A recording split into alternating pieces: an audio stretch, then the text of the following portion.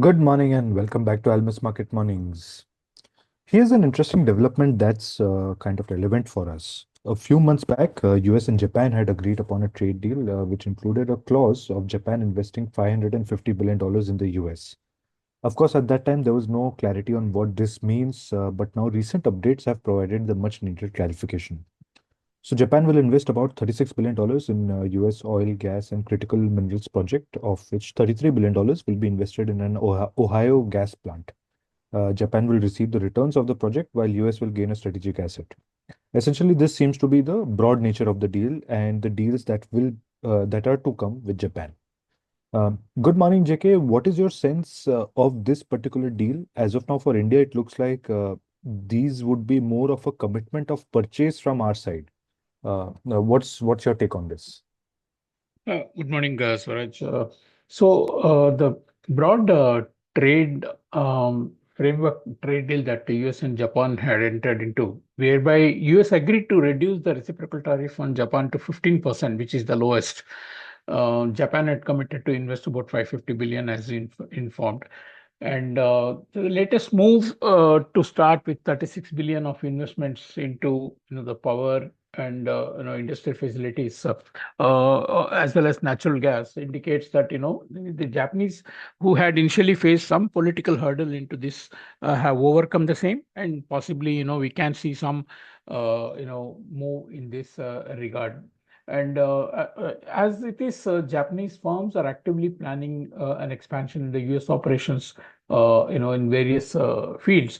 And in fact, there is a lot of M&A interest also there from Japanese to acquire the US companies. So these are, I think, initial moves that probably works in favor of the US, which is actually looking to reindustrialize and reshore the manufacturing into their economy. So from the US point of view, this is a good move.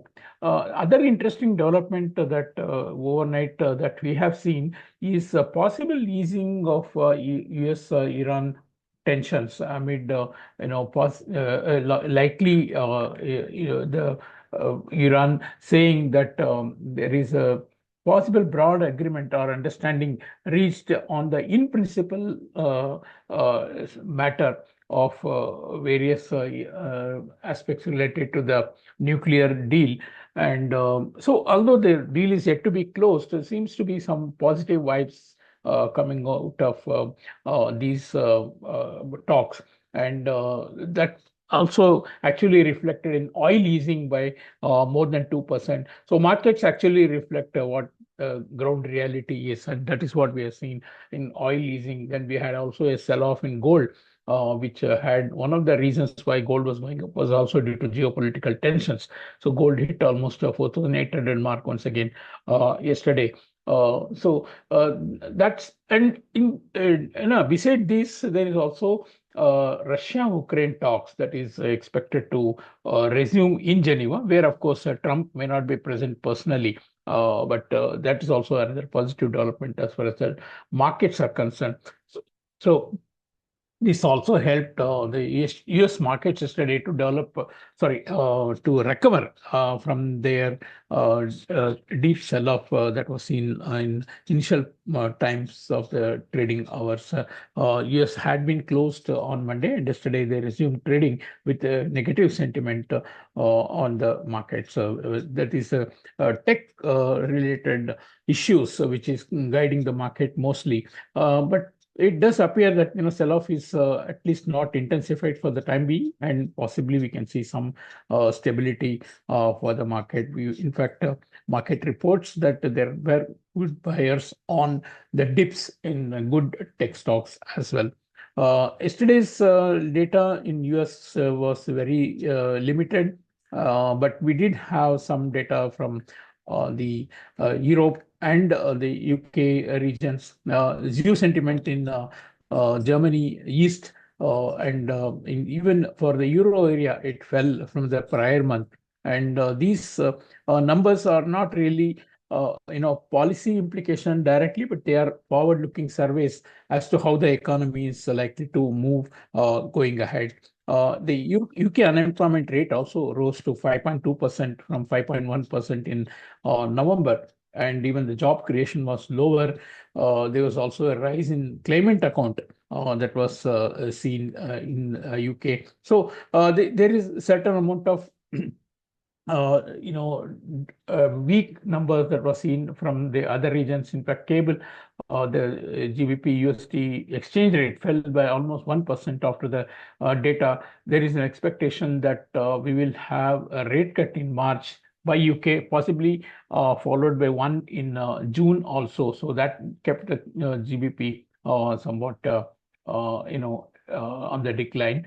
Off late, what we have also seen is a big fall in the bond yields. It's actually led by the movement in Japanese government bonds, reflecting a big drop in their yields. For instance, the 10-year yield in Japan has fallen by 25 basis points, 30-year by 50, and 40-year by 60 basis points. 40-year, if you remember, had touched 4.10% not long ago. And the fall in the Japanese bond yields have actually spilled over to the other regions also.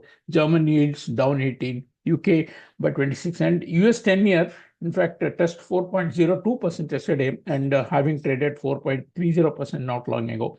So the renewed buying on the bonds can be due to fresh allocations by investors in the new year, but also indicates some sort of a safe haven allocation due to concerns about equity valuation. Another equity valuation. Another angle to it is that as gold and silver saw a sharp sell-off, there could have been some um, redirection of the flows which were earlier dedicated to gold and silver. Could have been some sort of a readjustment in the portfolios, leading to the bonds being bought.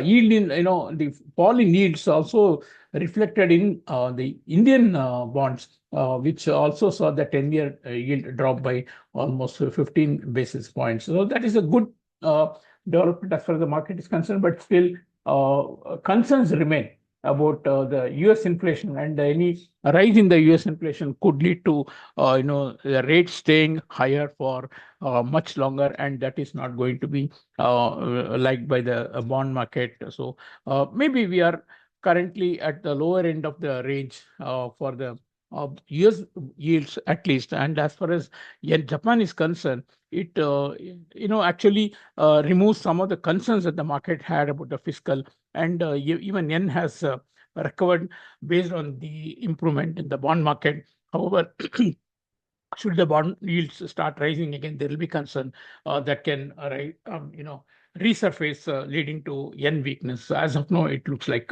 it's quite stable. As we said yesterday, Chinese markets are closed for the lunar holidays, and not much movements have been seen in the currencies. Currencies have been broadly range bound, but I think we should pick up some direction from the PMI surveys initial on the manufacturing and the services from various regions, and of course the US GDP data. We'll also watch closely the further developments in US-Iran nuclear talks, as well as the Ukraine-Russia talks as well.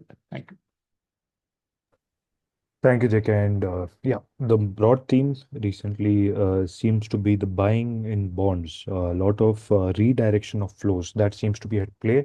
Yields across the curve, especially in Japan, 40, the 10 to 40-year curve has seen significant easing, and that has also resulted in other regions like US and Europe also seeing easing in their yields. And of course, the recent fall in gold, silver, and equities also not doing well may have also triggered some sort of a bond buying and easing in the yields. But apart from that, when we move to data, both the regions, European Union and the UK, they posted a bit of negative numbers. Zero sentiment in Germany eased, and also broadly in the EU. And the unemployment rate in the UK rose to 5.2% from 5.1%. We saw sterling lose over 1% after the data. Rate cut expectations broadly for the Bank of England is from the Bank of England is broadly moving higher. Apart from that, US equities were slightly negative yesterday. Oil eased more than 2% because of the geopolitical easing. Positive vibes from the US and Iran talks. That's it from us today. Thanks for listening. We will catch up tomorrow with a fresh round of updates.